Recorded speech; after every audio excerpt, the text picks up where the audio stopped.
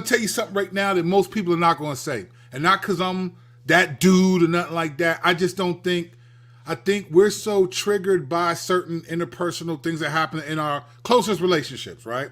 Whether it's your spouse, your siblings, your parents, your children, your coworkers, whatever it is, right? There is a dynamic in which people relate to each other that is the biggest relationship killer, bro. I'm telling you, man. Especially, let me tell you where this happens the most too.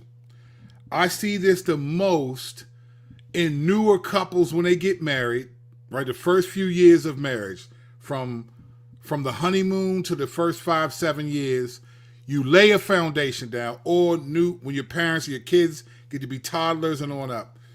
This is a relationship killer, and honestly, I think the devil uses this in many ways to help us to hinder our relationship with the Lord. There's something that the Lord sees about us, and he makes a distinction in many ways between us. This topic I'm going to bring up, this is the biggest. Your relationship with God, your relationship with other people gets crushed by this one thing, all right? And we're going to talk about this, so stay with me and don't make me laugh. I'm telling you, this is the real right here. Here is the number one reason your relationships are in trouble, whether it's your spouse, children, all except maybe your pets. Maybe your pet. But I think even your pets feel your relationship with God. Let me tell you what this is.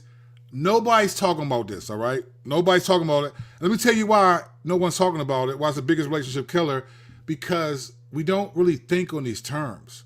We don't always separate the things that happen when we have difficulties with people, right? All right, so what is this number one thing? Let me stop leaving you in suspense. The number one reason why your relationship with God, but primarily your relationship with people, is in trouble is this right here. It's habitual versus intentional.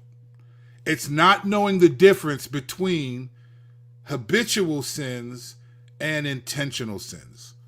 Now, God knows the difference between these, right? He knows them. But we don't understand this concept.